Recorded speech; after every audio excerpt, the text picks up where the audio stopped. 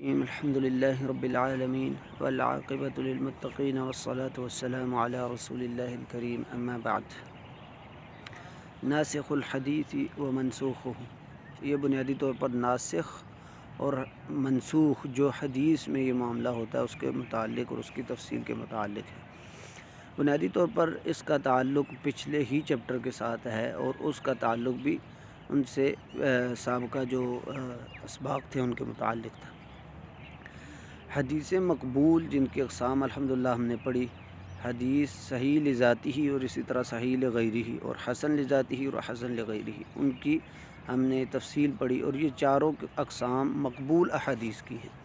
اور مقبول احادیث جب ایک ہی درجے کی ہیں، مقبول ہیں، ان کو چھوڑا نہیں جا سکتا۔ اگر وہ ایک دوسرے کے مخالف آ جاتی ہیں تو اس کے ہم نے سٹیپس پڑھے تھے کہ سب سے پہلے تو ہم نے کوشش کرنی ہے کہ دونوں میں جمع اور تطبیق کی کوئی صورت پیدا ہو جائے اور دونوں حدیثوں پر عمل کرنا ممکن ہو جائے۔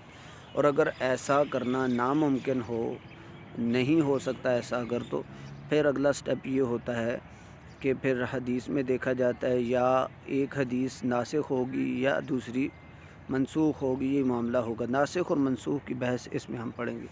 اور اگر ناسخ اور منسوخ بھی نہیں ہے تو پھر ترجیح جو ہے، کسی ایک حدیث کو ترجیح دی جاتی ہے دوسرے پر، ایک کو چھوڑ دیا جاتا ہے اور ایک کو راجح سمجھ کر اس پر عمل کیا جاتا ہے۔ اور اس کے بھی تقریباً 50 مراحل کہہ لیں اور قواعد ہیں جس کے ٹیسٹ سے گزر کے ایک حدیث کو راجح کہا جاتا ہے اور دوسرے حدیث کو چھوڑا جاتا ہے۔ اور اگر یہ بھی معاملہ نہیں ہوتا تو پھر آخر میں دونوں حدیثوں کو چھوڑ دیا جاتا ہے اور جو ہے وہ عمل کے لائق تب تک نہیں رہتی جب دونوں میں سے کوئی ایک ناسخ ظاہر نہ ہو جائے یا دونوں میں سے کوئی ایک راجح یا ترجیح کے لائق جو ہے وہ نہ ہو جائے۔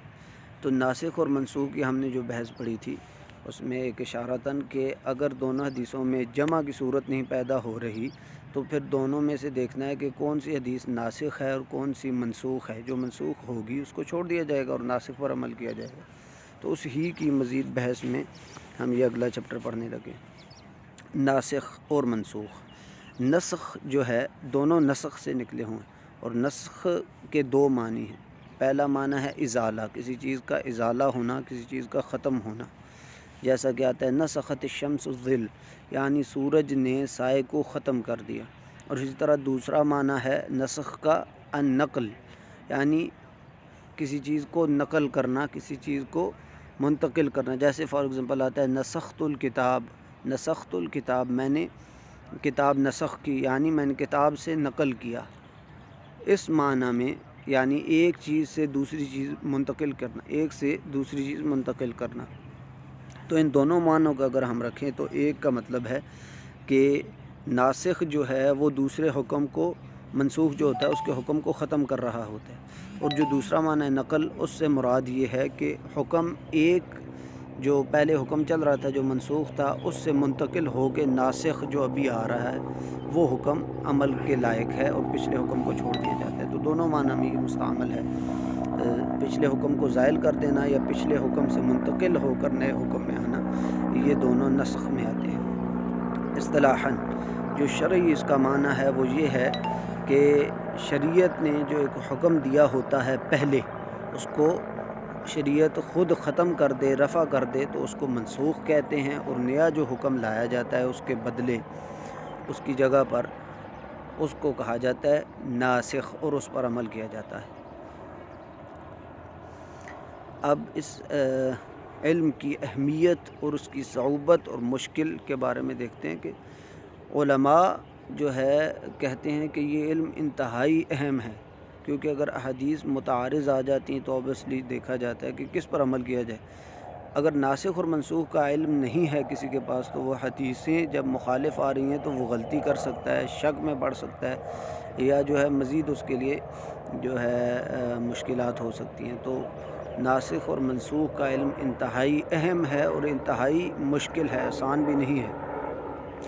امام زہری رحمہ اللہ اسی کے بارے میں کہتے ہیں کہ ناسخ اور منسوخ کی معرفت نے فقہاء کو اور علماء کو تھکا دیا اور ان کو عاجز کر دیا۔ بہت بڑے بڑے فقہاء اور علماء بھی اس سے ایک طرح کے عاجز آ گئے اور اتنی محنت کی کہ تھک گئے وہ۔ اب سب سے مبرز جو علماء تھے، سب سے جو ہے متفوق اور اعلیٰ جو علماء ہیں جنہوں نے ناسخ اور منسوخ میں کام کیا، ان میں سے سب سے اعلیٰ امام شافعی ہیں، اور ان کا بڑا کام تھا اور بڑی مہارت تھی اس ناسخ اور منسوخ کی بحث پہ۔ امام احمد بن حنبل رحمہ اللہ جو ہیں ابن وارا سے کہتے ہیں، جو مصر سے آئے تھے، کہ ابن وارا جو ہیں یہ بنیادی طور پر یہ بھی عالم تھے۔ احمد بن حنبل ان سے پوچھتے ہیں کہ کیا آپ نے امام شافعی سے کچھ حاصل کیا، کچھ علم لیا ان سے، کچھ ان کی کتابوں میں سے آپ نے جو ہے لکھا؟ تو جواب دیتے ہیں ابن وارا کہ نہیں۔ تو امام احمد بن حنبل کہتے ہیں کہ آپ نے بہت کمی کر دی، اور پھر فرماتے ہیں ما علمنا المجمل من المفسر ولا ناسخ الحدیث من منسوخه حتى جلسنا شافعی، کے کہتے ہیں کہ ہم نے امام شافعی کے ساتھ جب مجالسہ کیا، جب ان سے ہم نے علم حاصل کیا، تو تب ہمیں حدیث کے مجمل اور مفسر کا اور ناسخ اور منسوخ کا علم ہوا۔ مجمل اور مفسر کی انشاءاللہ بحث آئے گی، یہ بنیادی طور پر اصول فقہ کی اصطلاح ہے لیکن بہت امپورٹنٹ ہے، اور اسی طرح یہ حدیث میں بھی آتا ہے۔ تو بنیادی طور پر جو بات ہے ناسخ اور منسوخ کی، احمد بن حنبل بھی یہ کہہ رہے ہیں کہ امام شافعی کے مجالس میں بیٹھ کر ہم نے ناسخ اور منسوخ کا علم حاصل کیا۔ اب آتے ہیں اس طریقے کی طرف کہ ناسخ اور منسوخ کی معرفت کیسے ہو سکتی ہے۔ کیسے ہم کہہ سکتے ہیں کہ جب دو حدیثیں آپس میں متعارض مخالف آ رہی ہیں تو ہم کہہ سکتے ہیں کہ یہ حدیث ناسخ ہے اور یہ منسوخ ہے، تو اس کی تحدید کیسے ہو سکتی ہے، اس کو ہم کیسے ایگزیکٹلی کہہ سکتے ہیں کہ یہ حدیث ناسخ ہے اور یہ منسوخ ہے؟ تو ہم نے مختلف سٹیپس کے ذریعے یا مختلف طرق یا طریقوں کے ذریعے اس کو پہچانا ہوتا ہے۔ سب سے پہلا ناسخ اور منسوخ کا طریقہ تو یہ ہے کہ صراحتاً رسول اللہ صلی اللہ علیہ وسلم خود اس کی خبر دے دیں کہ یہ حدیث ناسخ ہے اور یہ منسوخ ہے، اشارتاً، جیسا کہ یہ حدیث بریدہ ہے۔ صحیح مسلم رحمہ اللہ اس کو روایت کرتے ہیں، اور حدیث کا متن کچھ یہ ہے: کنت نہیتکم عن زیارت القبور فزوروها فإنها تذکر الآخرہ۔ اب اس حدیث میں الفاظ یہ ہیں کہ میں نے آپ کو قبروں کی زیارت سے، قبروں پر جانے سے منع کیا تھا، فزوروها، اب آپ کو اجازت دیتا ہوں کہ آپ قبروں کی زیارت کر سکتے ہیں، فإنها تذکر الآخرہ، اس لیے کہ یہ آخرت کی یاد دلاتا ہے انسان کو۔ تو دیکھیں اس متن کے جو الفاظ ہیں وہ یہ ظاہر کر رہے ہیں کہ پہلے رسول اللہ صلی اللہ علیہ وسلم نے ایک حکم دیا تھا، اور وہ حکم منع کا تھا کہ آپ قبروں پر نہ جائیں۔ پھر خود ہی رسول اللہ صلی اللہ علیہ وسلم نے کہا کہ میں آپ کو پہلے منع کرتا تھا، اب میں آپ کو اجازت دے رہا ہوں۔ تو پہلے والا حکم منسوخ ہو گیا، دوسرا والا حکم جو ہے ابھی ناسخ ہے۔ تو رسول اللہ صلی اللہ علیہ وسلم خود اگر صراحت کر رہے ہیں تو اس سے بھی پتہ چل سکتا ہے۔ اور دوسرا طریقہ یہ ہے کہ کوئی صحابی صراحتاً یہ کہے کہ یہ حدیث فلاں ہے اور یہ ناسخ ہے اور یہ منسوخ ہے، جیسا کہ جابر بن عبداللہ رضی اللہ عنہ کی یہ حدیث ہے، کہتے ہیں کان آخر الامرین من رسول اللہ صلی اللہ علیہ وسلم ترک الوضوء مما مست النار۔ یہ الفاظ سے بھی آپ کو اندازہ ہو جائے گا۔ کہتے ہیں کہ رسول اللہ صلی اللہ علیہ وسلم کا آخری حکم یہ تھا، دو حکموں میں سے آخری حکم یہ تھا کہ آپ آگ سے پکی ہوئی چیز کھانے کے بعد آپ پر وضو فرض نہیں ہے، کہ آپ جو ہے ضرور وضو کریں، اس لیے کہ رسول اللہ صلی اللہ علیہ وسلم کا پہلے حکم یہ جاری تھا کہ جو بندہ آگ پر پکی ہوئی کوئی چیز کھاتا ہے تو اس کے لیے وضو کرنا لازم ہے۔ لیکن بعد میں وہ حدیث پھر منسوخ ہوگی، اس کا حکم ترک کر دیا گیا۔ اب نئی جو حدیث ہے ناسخ ہے، جس پر عمل ہم نے کرنا ہے، وہ یہ ہے کہ آگ پر کوئی بھی چیز پکی ہوئی ہے اس سے وضو کرنا لازم نہیں ہے، ضروری نہیں ہے۔ تو صحابی کے قول سے بھی پتہ چل سکتا ہے۔ تیسری سورس اور تیسرا ذریعہ وہ یہ ہے کہ تاریخ کے ذریعے آپ کو اگر تاریخ کا علم ہو گیا ہے، پہلی حدیث کا بھی اور دوسری حدیث کا بھی، تو جو لیٹ حدیث ہے، جو بعد میں آنے والی حدیث ہے، وہ ناسخ ہوگی اور پہلے والی حدیث منسوخ ہوگی، جیسا کہ حدیث شداد ابن اوس رضی اللہ عنہ کی ہے۔ کہتے ہیں کہ افطر الحاجم والمحجوم، یہ ان کی پہلی حدیث ہے، اور وہ کہتے ہیں افطر الحاجم والمحجوم، کہ جو حجامہ کرنے والا ہے اور جو حجامہ کروانے والا ہے، دونوں کا روزہ جو ہے افطار ہو جاتا ہے، یعنی روزہ ان کا ٹوٹ جاتا ہے۔ اب یہ حدیث منسوخ ہے، یہ کیسے پتہ چلے گا؟ تاریخ سے، انشاءاللہ آگے آتے ہیں۔